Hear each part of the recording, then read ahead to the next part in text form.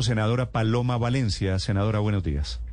Muy buenos días, Néstor. Un saludo para ti, Ricardo, todo el equipo de Blue y, por supuesto, los oyentes. ¿Cómo van a hacer o cómo están haciendo para aprobar esta vez sí el proyecto para que los congresistas se bajen un poquito el salario? Pues, Néstor, tú sabes que ese ha sido un anhelo largo y un camino muy largo. Ayer incluso alguien me recordaba que yo tuve que modificar la ley de impedimentos, porque cada vez que presentábamos bajar el salario todo el mundo se me impedía y entonces no había quórum para votar los proyectos, y hasta la ley de impedimentos me tocó modificar con este propósito. Pero yo veo que ya hay un consenso muy amplio que nos va a permitir avanzar en eso, y la primera medida que vamos a tomar es un impuesto del 20%, que va a significar la reducción del salario en 20% para todos los congresistas y, como quedó aprobado ayer, para todos los altos funcionarios del Estado. Sí. ¿Cómo superan el tema de la no retroactividad, senadora? ¿A partir de cuándo entrará en vigencia? No, apenas se apruebe, esperamos que con la reforma tributaria, porque es que fíjese que no estamos bajando el salario, sino poniendo un impuesto. Entonces no hay un problema de retroactividad, ni hay un problema que comprometa hacia...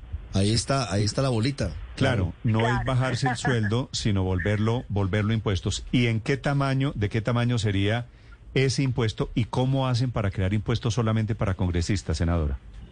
Bueno, entonces el tamaño del impuesto lo estamos calculando según como quede estipulado finalmente el impuesto para los altos salarios en la tributaria, que creemos que va a quedar en el 39%, y entonces lo que se ha pensado y lo que se ha diseñado es una sobretasa a ese impuesto, a esa tarifa, que va a estar diseñada para congresistas o para todos los altos funcionarios del Estado. Un poco, Néstor, como se hizo durante la pandemia, que se llamó el impuesto solidario, que sacó el presidente Duque, que era el 20% del salario de todos los altos salarios del Estado. ¿Qué pasó con ese impuesto? La Corte Constitucional lo tumbó porque dijo que no podía haber diferenciación entre el sector privado y público.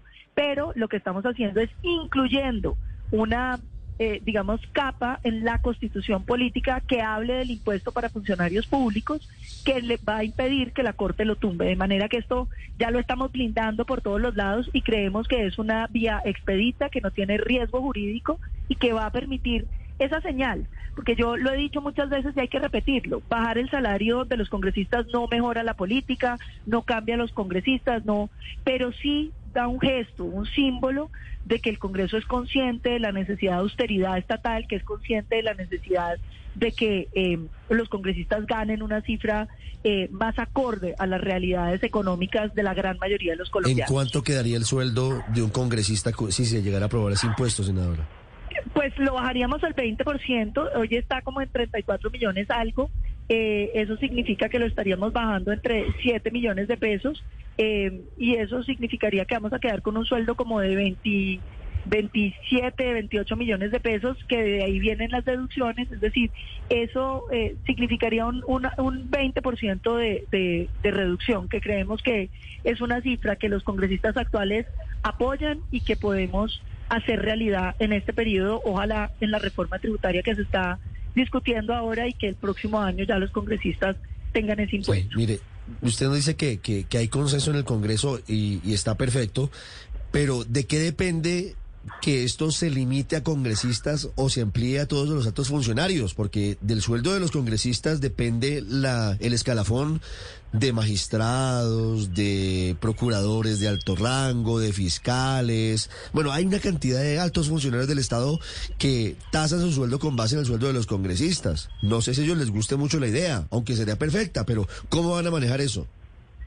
Digamos que ahí es donde no hay consenso. Digamos, ayer yo sentí en un momento dado que el proyecto se me iba a hundir, porque nosotros en el acuerdo que habíamos hecho con los partidos del Pacto Histórico, los Verdes, ellos ganaron frente a mi postura que debía ser para todos los funcionarios, ellos ganaron y quedó solo para los congresistas. Yo traté de honrar ese acuerdo que había hecho con ellos, pero entonces muchos partidos se me iban a bajar diciendo que ellos solo aceptaban la bajada si era para todos los altos salarios del Estado. Por lo tanto, volvimos a la propuesta original, y esa va a ser la gran discusión en plenaria.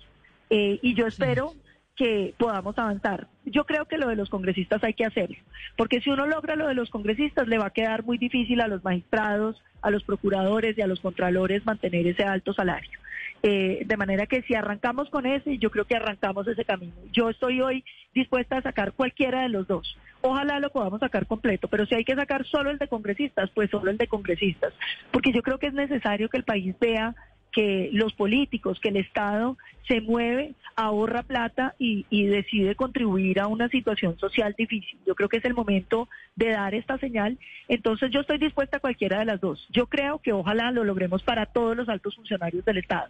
Pero cuando empiezan las presiones de esos altos funcionarios, pues seguramente terminaremos en que sea todos los congresistas. Y yo creo que ese será un primer buen paso. Ahora, senadora Valencia, ¿para qué nos sirve a los colombianos que ustedes ganen menos o que reciban menos plata? ¿Eso qué mejora en Colombia?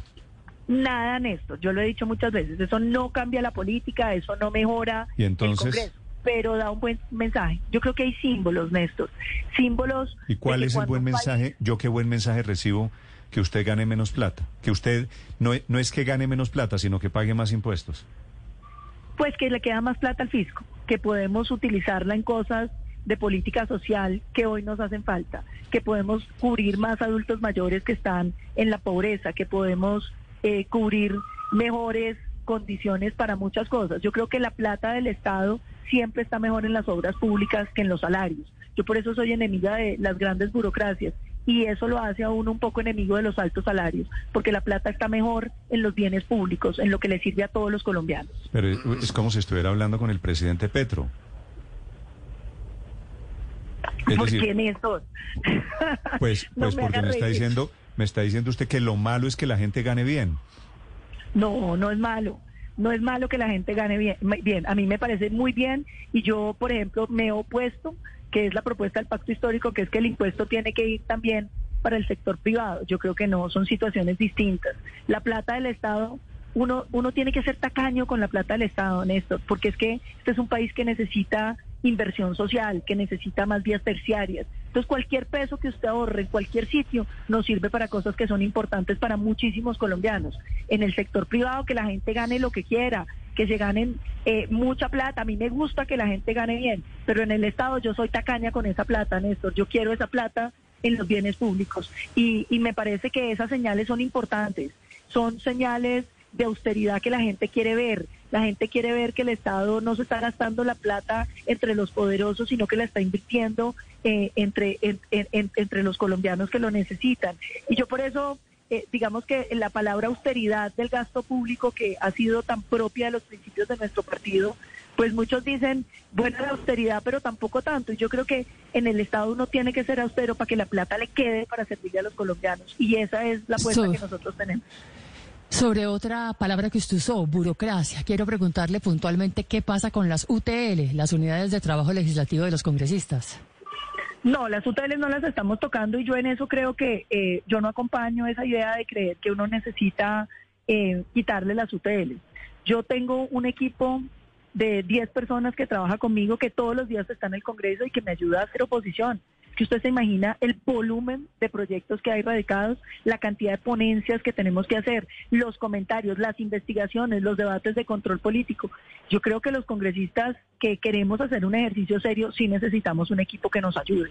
Y lo que hay es que buscar que esas UTLs realmente trabajen y es exigirle en términos de resultados a los congresistas. Pero yo le digo una cosa, a mí me llegaran a quitar la UTL, yo no soy capaz de hacer la mitad de lo que estoy haciendo, porque a qué horas termino de leer proyectos, a qué horas termino los documentos, quién me hace las investigaciones para hacer los debates, para salir a hablar en los medios de comunicación. Uno necesita un equipo que le ayude. Sí. Es la senadora Paloma Valencia hablando de este hecho histórico, que usted puede estar de acuerdo o en desacuerdo, pero va a ser histórico viendo a los congresistas que se están bajando el sueldo vía poniéndose más impuestos. Senadora Valencia, gracias y mucha suerte. Muchísimas gracias, Néstor. Un feliz día para todos.